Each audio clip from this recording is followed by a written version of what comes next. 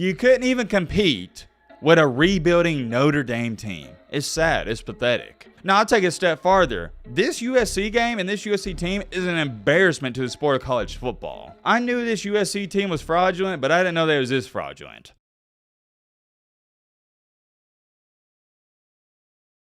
Week 7's over. It was awesome. Had a great time watching all the games, but that's in the past. It's Monday, start of a new week. And by the way, hope all of you have a great Monday, great start to your week. If not, hope this video can make it a little bit better. Don't want to get all too inspirational and motivational and Matt corny on y'all, but you know my motto. I love Mondays because everybody else hates them. This is the one day where you give a little bit more effort than the person next to you. You can get ahead of everybody else, and it makes the rest of the week that much easier. But outside of that, before we move on and start talking about the Week 8 games, we got to talk about what happened on Saturday night. By the way, we're not doing no intro, none of that, but I just realized, guys, we are less than 3,000 subscribers away from what am I saying? Not 200K. 300K. As to when I'm speaking and probably when you're seeing this video, we're right at 3,000. I think we're more so at 3,100 away. So if you have been enjoying our college football content and you want to be a part of our community, consider subscribing. We'd love to have you here. If not, that's cool too. Anyways though, sorry about that. We got to talk about what happened on Saturday night. I watched this game from start to finish on Saturday night, even though it was a blowout, and then I rewatched it Sunday morning, a part of my recap and film study. And when I was rewatching it, I couldn't decipher whether or not I was shocked by it or not. Because on Friday, we made a video on the channel. You can go look it up. It's documented. Friday afternoon, I stated USC has a terrible problem, and that problem is their defense. Word for word, I stated the problem with USC is, yes, they have the best offense in the country, or one of the best, but they also have the worst defense in the country. Not a recipe for success. Defense travels, offense doesn't. You can't count on your offense to score 40-plus points in 12 straight regular season games. That's not going to happen. You're going to have one game where they slip up. And in that game where they slip up and don't score 40-plus points, can your defense hold a team to maybe 14,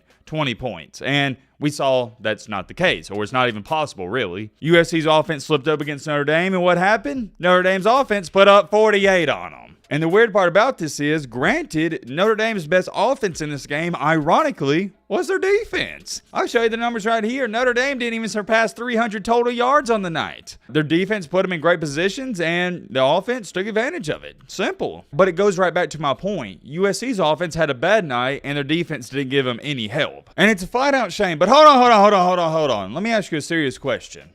Who is this game more about? Is it more about USC or Notre Dame? Let me know your thoughts on that down below in the comment section. To me, at least, the storyline's USC. The funny thing about this game is I knew, and we knew, USC eventually, somewhere down the road, was going to get exposed. We didn't know exactly what game. We didn't know how long Caleb Williams could keep this team afloat, but we knew eventually USC was going to crumble. The unknown about all of this wasn't, are they going to crumble? The unknown was when. And I'm going to be honest with y'all. I'm shocked it happened against Notre Dame. I am. I picked USC to win this game. Wasn't too confident in that selection. I thought Notre Dame had a great shot to win, but I did pick USC because I thought their offense would put up 40, 45, maybe 50 points, and that didn't happen. But still, even with me being shocked by the outcome and how bad the outcome was, and we'll talk about that in just a second, USC is who I thought they were. They got exposed. I can't dumb it down anymore on this, guys. I want to make this a short and sweet video. USC got exposed for who they really are. And also, we might talk about this tomorrow or later in the week,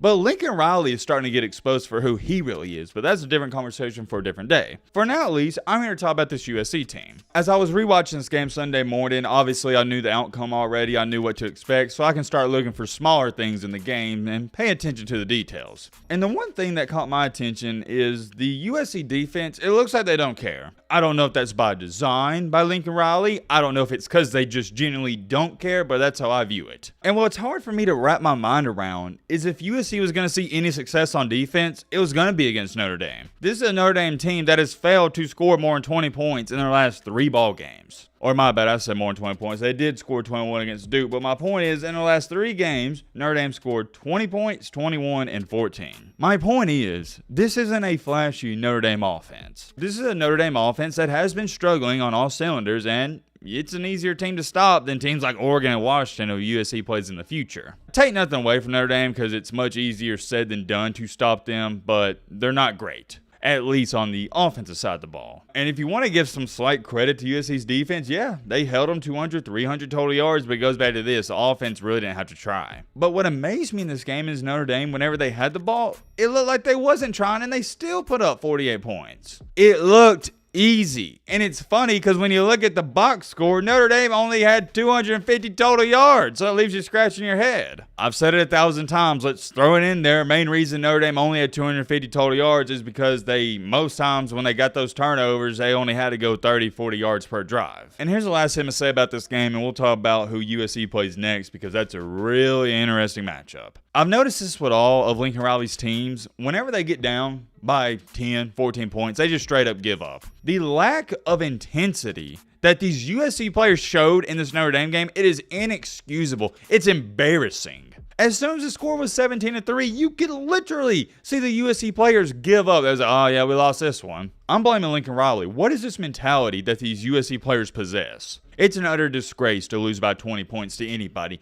but to lose by 28 points to Notre freaking Dame, who's not even that great this year, and you didn't even try and you gave up, it's an embarrassment to the program. Now, I'll take it a step farther. This USC game and this USC team is an embarrassment to the sport of college football. I could understand it a little bit. I'm not saying I really could understand, but a little bit if this game was played at 11 a.m. That's the only way I understand it. But this was the primetime game Saturday night, and you got blown out and you didn't even try. You couldn't even compete with a rebuilding Notre Dame team. It's sad. It's pathetic. It goes back to this, though. Should I be shocked? I guess I'm in the wrong. I should have expected this. I knew this USC team was fraudulent, but I didn't know they was this fraudulent. And moving ahead here, this Saturday, you got to play Utah. And why this game is intriguing to me, at least, is because Utah and Notre Dame are similar teams. Not great offenses, but defenses pretty solid. And we all know this. Utah's got USC's number. What would concern me in this game if I was a USC fan is Utah just straight up might bully you like they did last year. Utah might just walk in a USC stadium, pick them up by their underwear, hang them on the door, spin them around, and slap them a couple times. Utah's not a better football team than USC. They're not more talented. They wasn't last year, and they still beat you and embarrassed you and bullied you. That's the word I'm going to use. Utah bullied you last year. And after watching this Notre Dame game, why should I believe even for a split second Utah won't bully you again this year? I would say at this current moment in time, Notre Dame is a better team than Utah just because Utah, their offense is abysmal. But shoot, man,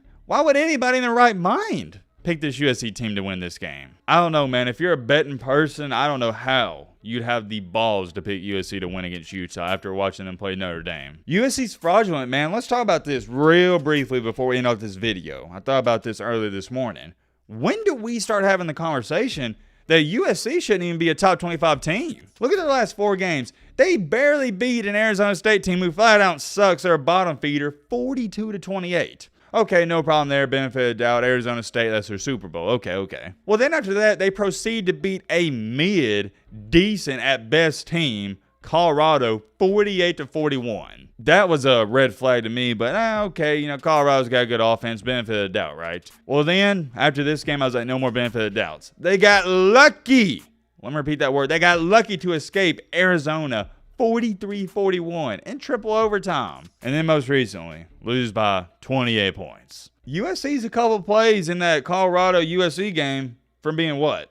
4-3? I'm not sold on it, guys. I'm not. That USC is a top 25 team. Not sold. And what's so crazy about that, I know some people are already going to bring it up in the comment section. Well, Matt, you was high on them. You had them in your top 5 only a few weeks ago. And you're right, I did. But you also got to understand that was based off of preseason hype, and I didn't see them play Colorado or Arizona or Notre Dame. I really thought this offense was going to be elite, in which they still are, in my opinion, and I thought the defense was going to be better. But I found out in these past couple of weeks, the defense, if anything, is worse than last year. It's a flat-out shame that all of Lincoln Riley's teams wound up doing this. And yet again, it's also a flat-out shame you couldn't even compete against Notre Dame. Who cares about winning the game? You couldn't even compete in the game. The closest the game ever got was 24-13, and even when that happened, it didn't move me for a split second because I knew that Notre Dame was going to score a lot more points. I'm going to stop it off here before I go to rant and tangent. Let me know your thoughts down below. But